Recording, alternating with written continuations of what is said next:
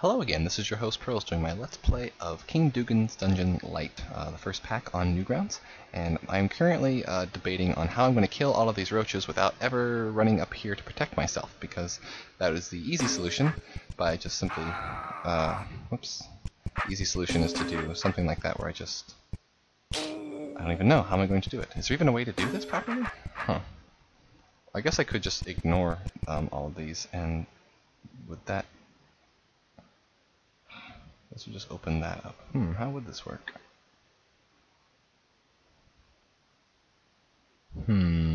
Interesting. I imagine that there would be something like this to be done, but it doesn't seem like this is going to work out like I thought it would. So, I guess I have to kill them before I leave.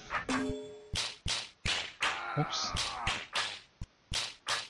And there we go. Okay, that wasn't too hard at all. So now I can get to that scroll. That was some pretty fancy sword work right there, but it wasn't too bad, honestly. No kidding. Alright, and I got the scroll. Without having to leave the room to come back and get it. Alright, what's going on here? Lots of things happening.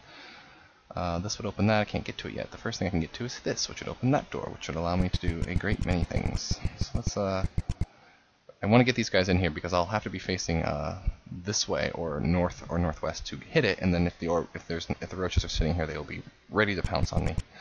Here, I can demonstrate what I mean by that. This is not a good place to be, so I'm going to have to sneak these roaches and get them stuck in there, just like I wanted. Okay, so now when I open this up, I can hit this, which opens the north door. Now I can't go in here and kill all these yet, because I'll get stuck on the force arrows, and this isn't open.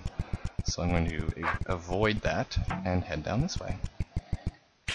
Now this seems pretty unpassable for a little while until you remember the small detail that you can move at a 90-degree angle across the force arrows. So,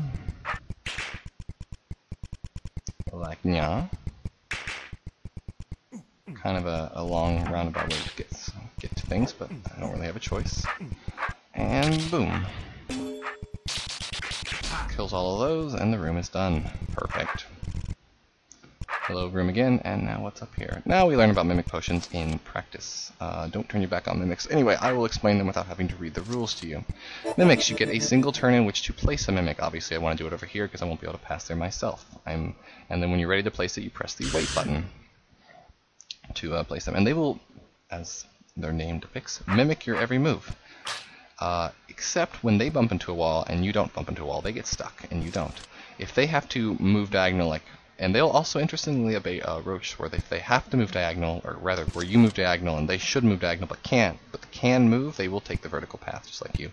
So a lot of this is what I like to call gaining leverage, which is not probably a good way to put things, but it's where I'm like, oh, I need to move down and I don't have enough room myself. I'll get the mimic trapped so that I have a little more leeway in which to push them. For instance, I'd like to kill these roaches over here, but I can't get to because there's walls in my way, so I'll get the mimic caught on a wall like that so I have more breathing room in which to manipulate him around. Mimics can kill you. They move before monsters, but after you, and if it ever comes down to it. You can also kill them. They can also kill you. Whoops, you move first, so let's see here. Let's see, like that. They can also kill you, and you don't want that, so things to be careful about with mimics. Invariably, roaches will not go for them. They avoid mimics. They don't pretend they're even real, but they can be very much killed by mimics. So they're a very powerful tool if they're in the map and require a lot of thought sometimes. Here's some more evil eyes. I'm going to see if there is an achievement for all the prisoners have been eaten by dungeon roaches, and I'm next. You can't pay me enough for this job. I'm out of here. So Aw, so I'm clearing out this dungeon and there's no prisoners? That just seems really annoying. Oops, did not mean to do that. Oh, cool, I get an achievement for hitting a, hold on, how does that work? Striking an orb for 3 consecutive turns. Okay, good to know. Notice 2 of them saw me on one turn, so they both started beelining after me. That can be interesting, how that works. Sometimes they'll be in positions where you can't do anything but have them attack you in a really precarious position, so... I don't know, I really like Evil Eyes. Even though they sound like a really easy version of roaches, because that's what they end up behaving like, just the fact that they activate at interesting times makes them pretty unique.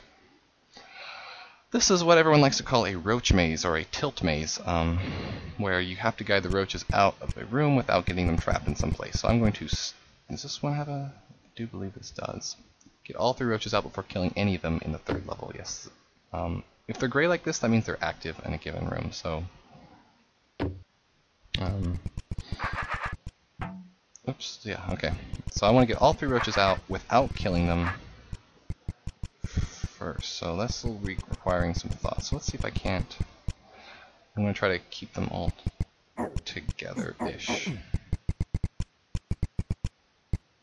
I think this little spot over here is a pretty good place to hold them, so... Alright, you 2 get stuck up there. That would be fine for that. I need to take care of this guy now. I don't know, I can't go this way because he'll get stuck up there if he tries to follow me, so I need to have him chill out up there for a hot second. Alright, they follow the diagonal rule, so they'll follow me back down. Alright. And they're all 3 together now, so this has worked out pretty well. I do need them to be together, so they're all out of the maze now. Now the question is, can I get into a position where I can kill them? Not with this current sword position, but if I move around the maze, it should be fine. Clear. And fine roach control, I have achieved you. Perfect. I've seen this room before, but I've already done it. And, I see a secret wall, oops, right here, so I probably can, yes. Would not have had to walk all the way through that maze, which is nice to know. What does this say? Seems like such a long walk. It's almost unnecessary. I agree. It was unnecessary. This is like 2 of those weird, like, the puzzle is shorter than it should be if you just pay attention rooms. That's not near as frequent later on, so it's just luck at this, not really luck, but fortune at this point. Ah, our first really decent orb/roach manipulation puzzle. Alright. Yeah, crack my knuckles to this one. So this is where we gotta pay attention to things. This seems like a good place to toggle because if they get over in here, there's no way for them to get up. This would be an ideal path, but I probably won't be so lucky, but I'm going to start with this anyway. I don't even know if this would be valuable under any circumstances. It doesn't seem like it's all that useful. I don't want them going up this high, and I do not want them going down this low because I have it blocked off. So, this, however, seems somewhat incredibly useful, so I'm going to have that blocked off. And I don't see the point of this, but I'll do it anyway. And what do you do? Ah, now this is a problem. It would be, seems like, oh, I should get these, because this opens, yeah, up the main gates. This should be good, right, if they come up here. But then once I go down to hit the orb, the roaches will fall and get into this region I do not want them to be. So I'm going to have to, actually, I want that to be toggled like here. And then, does this one, which one does it? I saw one that did it. Yes, this one. If I get them to come up and over and down, this should be much more doable, I believe. Alright, so let's give this a shot now.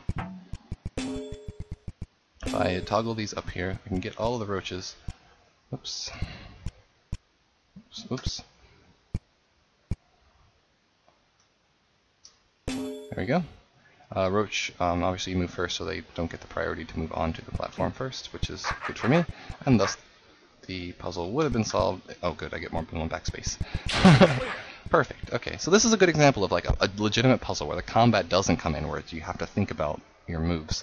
And it probably would have taken me a lot longer if I had not done the normal original version of this so many times. But I am just doing this for demonstrative purposes, so you'll all bear with me. This is a good example of teaching you backstep.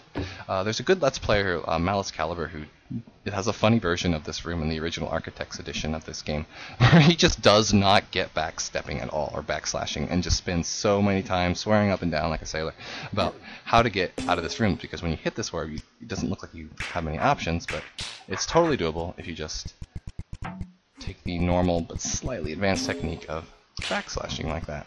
Clear. And the room then takes a whopping 2 seconds to get done. Now it looks like I need to sort of walk around this way, don't I?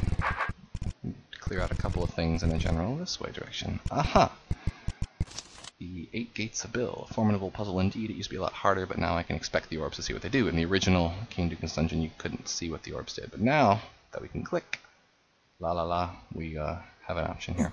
However, I have run out of time, so I will solve the 8 gates of Bill Gates, on my next video.